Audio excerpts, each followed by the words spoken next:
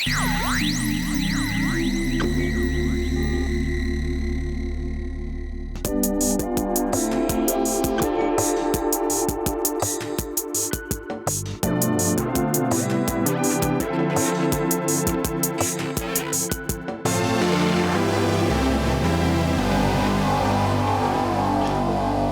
to the Compact Podcast.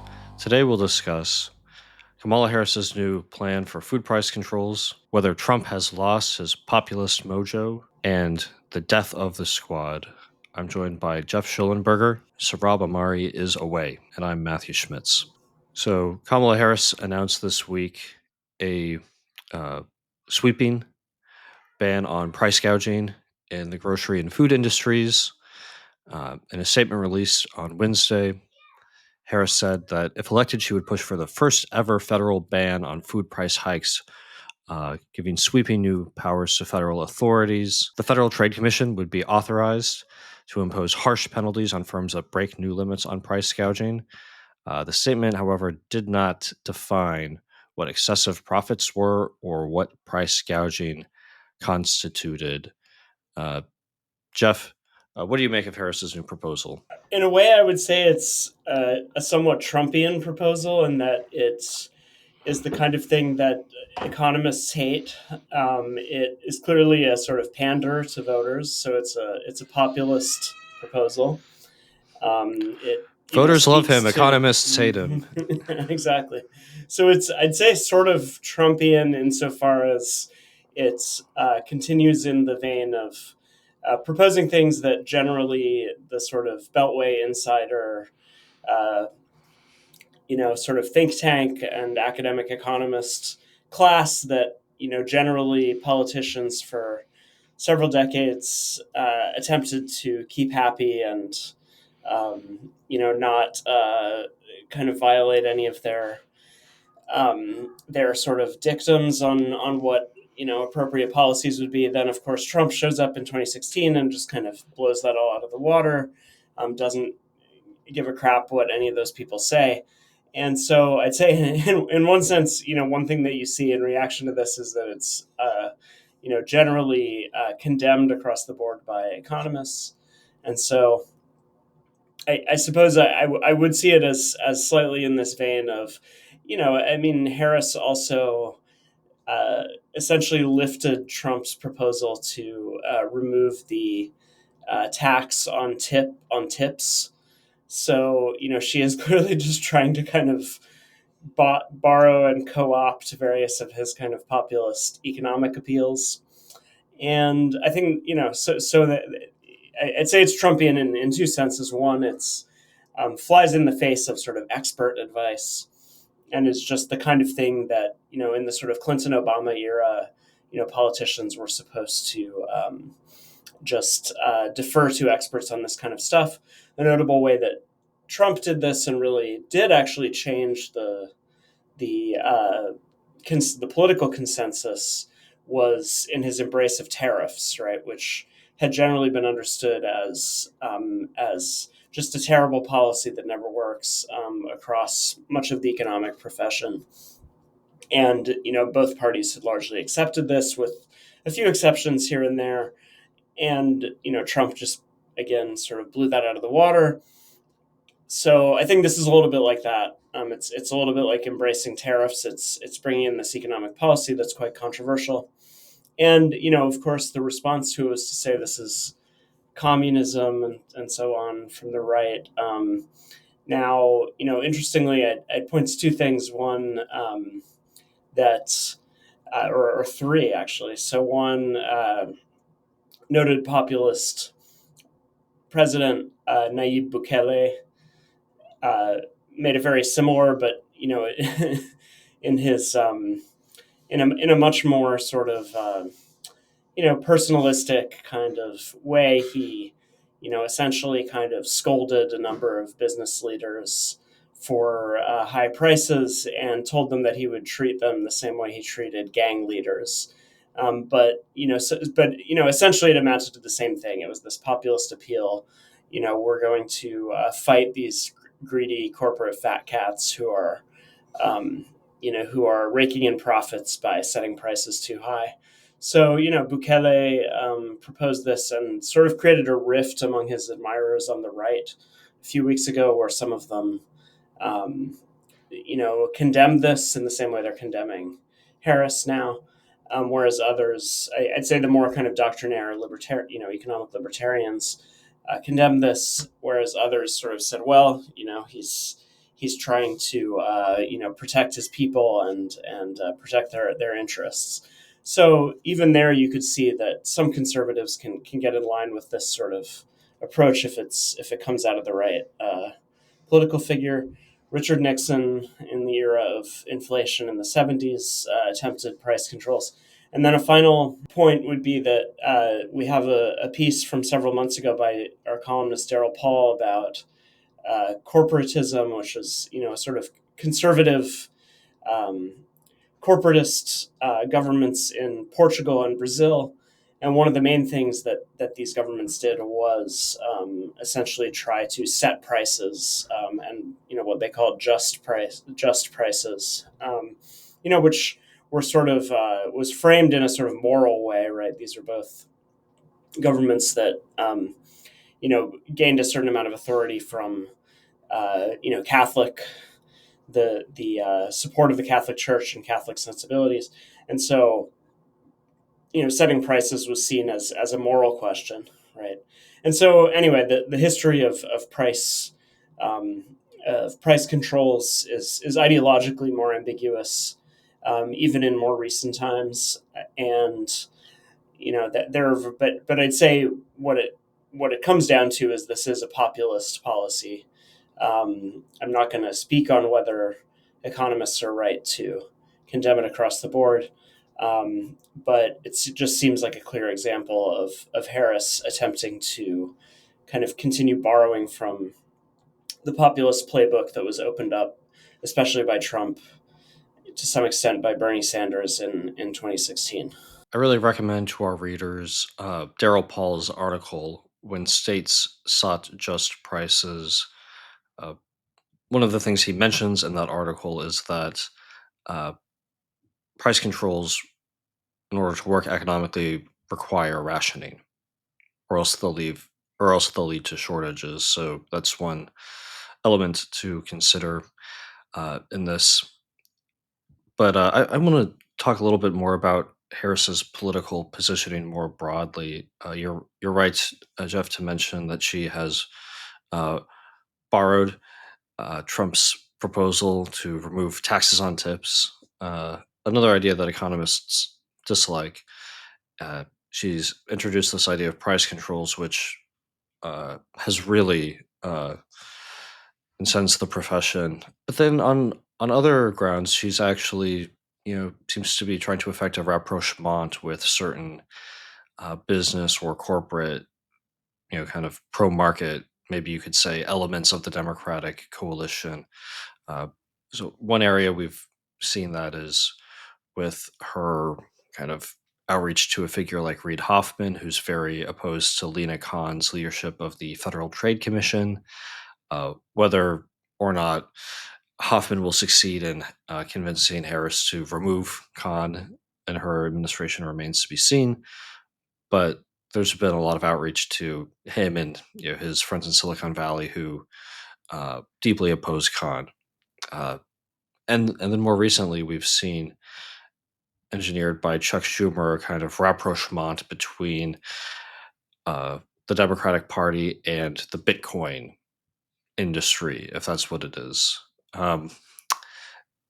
with money flooding in from Bitcoin billionaires to support Democratic Senate candidates. And standing in the background of all this, of course, is the fact that Kamala Harris cut her teeth in San Francisco, uh, you know, right near Silicon Valley, and she has close personal connections to the industry. Her brother-in-law, Tony West, is a long-time official at Uber, uh, kind of the ultimate Silicon Valley move fast and break stuff company that has sought to disrupt, entrenched interests like, taxi cab medallion concerns and, city. you know, livery licensing. So, what to make of this? Is we see these populist moves, but also an attempt to kind of almost bring peace to her party and bring in some of the alienated elements of capital that disliked some of Biden's policies. Yeah, I'd go back to Matt Stoller's piece when the switcheroo happened and Kamala became the candidate a couple weeks ago, where he kind of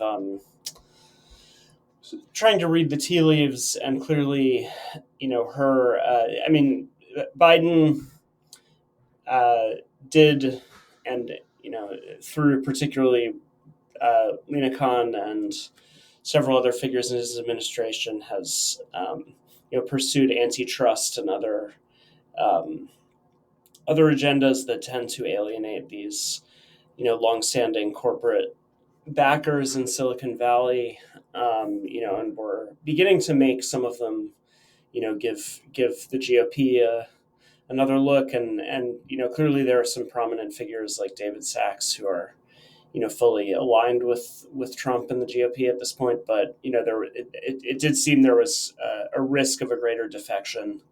And so, one thing that will be interesting to see is, and what's curious here is you sort of see versions of this taking place in both parties, right? This attempt to thread the needle between populist appeals and also keep various donor factions in line. The crypto thing is kind of strange as well. Both parties, Trump himself gave a speech at this big crypto conference recently. Meanwhile, the Democrats, who, notably had a somewhat disastrous dalliance with the crypto industry in the figure of Sam Bankman-Fried, who I think in 2022 was, if not the largest, one of the largest, one of the handful of largest donors to Democratic campaigns in the 2022 midterms, and just before his fall. So that's a strange world. Its fortunes continue to fluctuate, but the bottom line is just there are donors and potential donors to be tapped there. So both parties are trying to appeal to it, and beyond that, yeah, it just seems like you have this interesting, and I guess when we get into this with Trump, and perhaps I'm creating a transition here, but that you have this kind of similar threading of the needle going on both sides. That the Harris campaign, as I said, is kind of adopting both proposals directly from Trump's campaign, and at the same time is kind of making Trump style moves of sort of defying expert um, consensus, and proposing these kind of populist panders, but at the same time is trying to keep various donor factions happy. And it's curious, it's interesting to see that sort of parallel dance happening on both sides of the aisle. Yeah, absolutely. I mean, you're kind of moving into my next question with that. So why don't we just go there? What's up with Trump? Has he lost his populist groove? I think there's uh, a couple of reasons to think so. Uh, Trump recently did a kind of Twitter Spaces event with Elon Musk. Uh, Twitter Spaces is some kind of audio platform. I believe, or I guess it's called X Spaces. Um, and this is a repeat of something that happened at the launch of the DeSantis campaign. Ron DeSantis launched his campaign by appearing on Twitter with Elon Musk, and then he released a video uh, showing kind of clips of Musk dancing or kind of prancing around in a tuxedo, uh, maybe looking a little bit like the Monopoly Man, but without the monocle or top hat.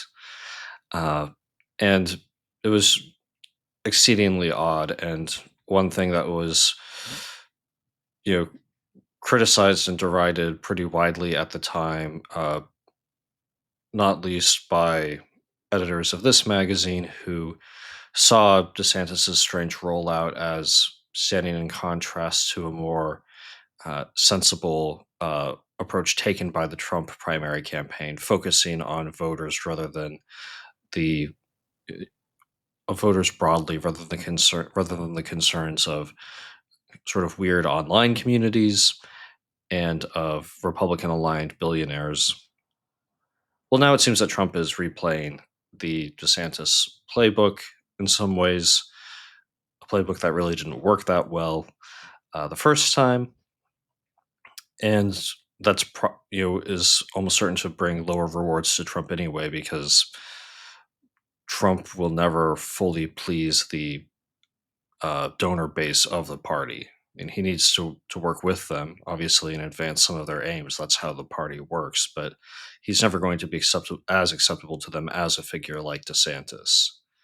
So, trying to cater to their concerns to the exclusion of other elements of the Trumpist program seems profoundly self-destructive. Yeah, I've seen a lot of speculation about this clearly, and I think we discussed this previously that clearly one element here is Steve Bannon, who is generally thought of as, I mean, clearly a great deal of the 2016 campaign was Trump kind of riffing, just kind of going on his own instincts, but to the extent that there was kind of a a focus that and a focused agenda that was unveiled and significant at that time. It was driven by Bannon, and of course he's locked up. And as Benjamin Teitelbaum wrote for us several weeks ago, this absence is also I think as Teitelbaum put it, the situation we face right now is sort of that Trumpism is one faction within the Trump world that the sort of OG 2016 Trumpism is now kind of jostling with various other factions for favor, and this is partly symptomatic of Trump's successful hostile takeover of the Republican Party, right? That because he essentially vanquished his rivals and became the undisputed figurehead of the party. This means that he inherits with that all of these various factions within it. Now, it's worth noting that, and in a piece just out today from Greg Conti, that's mostly about it's called Why the V Picks Matter, so it's mostly about Vance and Tim Walz, but it also discusses Trump's aggressive marginalization of the social conservative sort of religious right faction of the Republican Party. So there's some sense in which he has this kind of popularist instinct where he has marginalized groups that he thinks are going to be harmful to the his election prospects.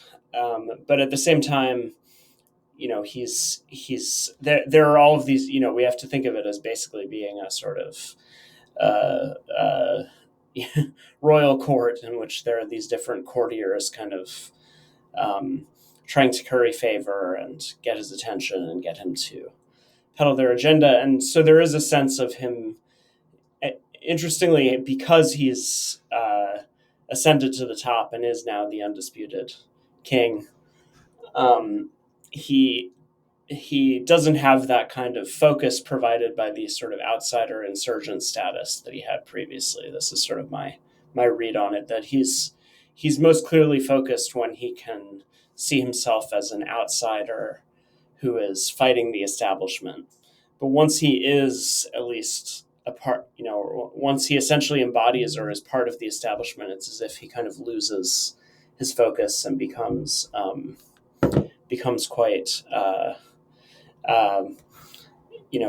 it's like his attention gets distracted by various things, and he's just trying to figure out who to give his attention and favor to. So I don't know. This is because my sense is this is sort of a repeat of what happened during his presidency to some extent, right? That he, um, once he actually gets to the top, and he can no longer occupy the position of the kind of insurgent, throwing rocks at the establishment. That's when he seems um, to find himself somewhat adrift. So it's interesting to me that he, had this kind of triumphal moment at the RNC. Of course, coming after his bizarre and remarkable survival of an assassination attempt, which is described as giving him this kind of glow.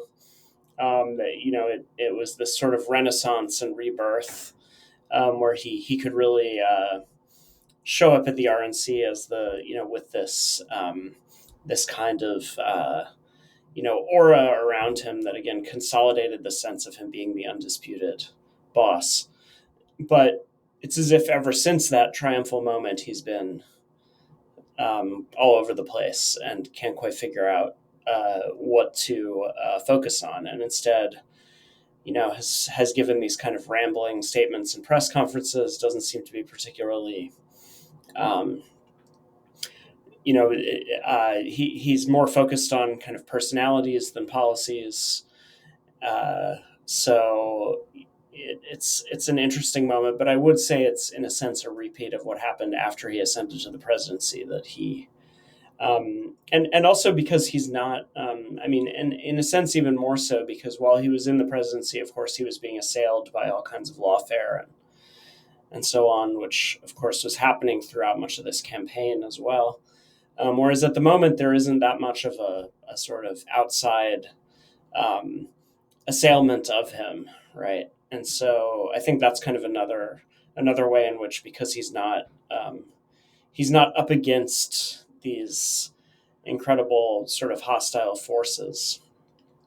That seems to be part of why he doesn't quite have or he seems to have lost the populist groove. This would be my sort of semi psychoanalysis of the situation. Ever since Biden withdrew from the race, it seems as though Trump has been in a funk, um, and yeah, he probably needs to get back in the race. Probably needs to find some joy in it uh, if he wants to win. My feeling is that he felt he already won, and now time has been added to the clock, and he has to somehow win the game again, and he's upset about that. But meanwhile, you see Kamala trying to get ahead of him on some of these populist themes. Uh, the I think the GOP has a very natural uh, identity as the pro-market but pragmatic party relative to the Democratic Party. That's you know always going to be an element of its ideology. So it seems natural that he will end up criticizing Harris on these proposed price controls, and he meanwhile needs to offer some kind of populist proposals as his own. There are of course different meanings of the word populism or different ways in which it can be taken. There is a more directly political populism that is focused on rights and voting and removing uh, efforts to manage the economy and instead returning, or sorry, Stephen, removing efforts to manage society and through, say, courts or administrative bodies, and instead returning those things to the democratic sphere, either through direct referenda and ballot initiatives as occurred during the populist era or through the election of a populist executive. So that's what you could maybe call a kind of directly political populism. And then there's an economic populism, which can always be bundled with a political populism, but also can stand in uh, some tension with it if it involves, say, management of the economy or things like this. People, there are just different emphases one can take. So I'm not sure. Trump. He has a bit of the economic populism in his no tax on tips proposal. Uh, you know, the political populism.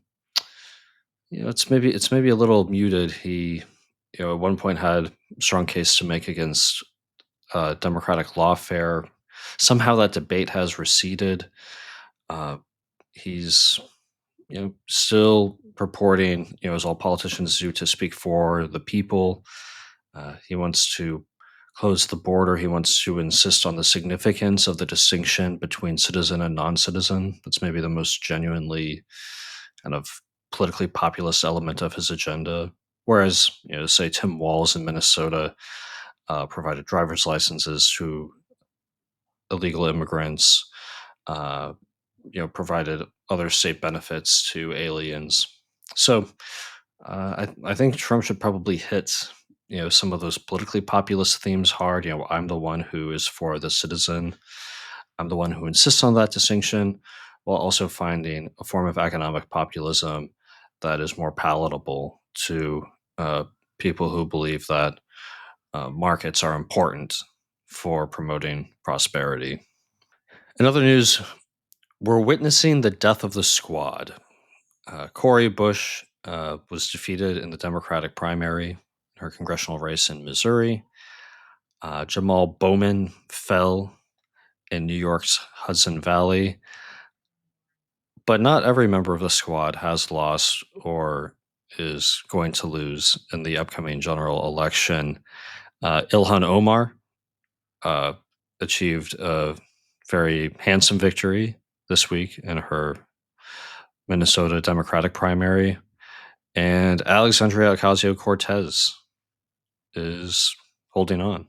No problem. So, if we're seeing the death of the squad, what do we make of the squad's survivors? So I think Alex Nazarian, in his postmortem on Cori Bush, basically got it right, that the issue here is partly whether these politicians actually, and I mean his postmortem on Bowman as well, whether these politicians actually manage to serve their community in some sense, or whether they just get caught up in building this national sort of influencer brand. And so I think with Bush, at least, it was notable. She had sort of like 100 times as many Twitter followers as her opponent in this race. But that didn't really add up to much, because it was just sense that she hadn't really done anything for the district. And her opponent was himself a progressive. So there's that sense of things. I mean, clearly the and I think the fact that Omar managed to hold out, is, and in fact won by a larger margin than the previous time she was primaried, does suggest the limits of the kind of standard left read on this, which is basically that sort of AIPAC and other pro-Israel groups sort of flooded these races with money, and thereby brought about the downfall of these figures. Well, I mean, the fact that Omar, that was certainly the case with Omar, both this time and the last time she was primaried 2 years ago. But nonetheless, she held out. So that simply suggests that if you are able to build a genuine base of support within your district, and people trust you and think you represent them, you're going to be able to ride out a huge advertising blitz directed against you from sort of national outside groups. So I think the sort of, well, look how much AIPAC spent on these races narrative is too simplistic, because it doesn't, it's clearly the case that you can have all the money in the world directed against you, and the all the ads that money can buy sometimes do, and in fact often do fail um, to produce the desired result of those buying the ads. So I think the fact that Omar survived and again actually increased her standing suggests that there are figures who, despite having this kind of national branding of being part of this progressive cadre within Congress, have seemingly built more of a connection to their districts. This would be Omar and AOC versus these other figures who, sort of had that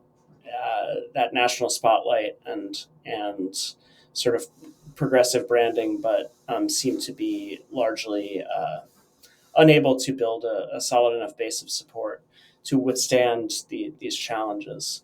So, I mean, the other thing I guess is just if the squad is, it seems overall that a figure like AOC is kind of moving towards the center of the Democratic establishment and kind of becoming more aligned with the sort of mainstream of the party. And it's unclear to me whether that will be the case with Omar, who has generally been the somewhat more incendiary figure from the beginning.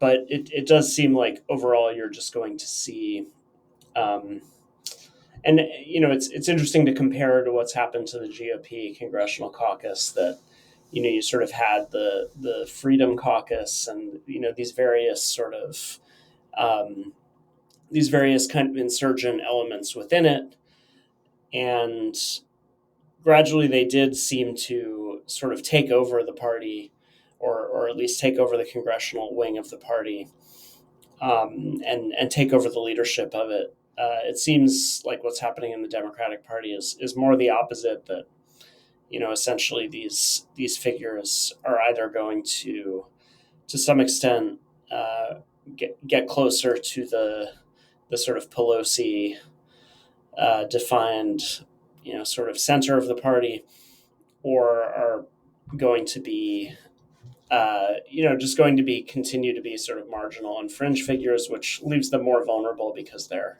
not really able to do anything for the people they're supposed to represent. One way to understand the death of the squad is as part of a broader breakup and failure of the DSA left. This is an artifact of both success. Uh, sorry, Stephen. I mean, really, this is a product of the DSA's success as well as its failure. The Democratic Party has been pulled to the left on various economic and identity issues that were important to the DSA. Uh, since it came to prominence during the Bernie Sanders campaign, that's one way in which a figure like AOC has succeeded in moving toward the center of the party. It's become easier because the center has moved toward her. Uh, the failures, though, were very real as well, uh, especially in terms of the excesses of this identity left during the Trump administration, the hysterical and insane opposition to enforcement of borders of any kind, which obviously became unsustainable once the Democratic coalition was in power. And that intolerable contradiction, the fact that Trump was a fascist but Biden wasn't, um, and was really never resolved. Yes, Biden's border enforcement was much looser than Trump's. Biden removed remain in Mexico. Uh, Biden never attempted the family separation policy. There are important distinctions, but if there's a right to cross borders, then Biden too violated that right at various points in significant ways. And the DSA left was really never able to confront this fact or reckon with it. Um, one question I have is whether we'll see, a similar crack up in the kind of populist right or maybe online dissident right if the current Trump campaign fails. Where will that leave it? Obviously, there are important figures, many of the media influencers who will continue. There are politicians, J.D. Vance, notably, uh, you know, Matt Gaetz, Marjorie Taylor Greene, but we're likely to see a crisis no less acute if Trump fails. And again, if Trump wins, it'll pose its own kind of problem, as people have to go from an exciting opposition to whatever the left of the Biden administration happens to be proposing, to dealing with the burdens of actual governance. So I do think that we're going to see some of these dynamics working themselves out on the right pretty soon, one way or the other. So with that, thank you, Geoff, for showing up. Sarab may not, but you're here. So, as Elizabeth Warren once said to her husband, thank you for being here. Leading to Trump's great rejoinder. This was a campaign video that Warren put out and filmed in her kitchen, and her husband walked in and she offered him a beer and said, "Thank you for being here." And Trump tweeted, "Why is she thanking him? He's supposed to be there." So thank you, Geoff. And thanks to you listeners. Go to compactmag.com/subscribe.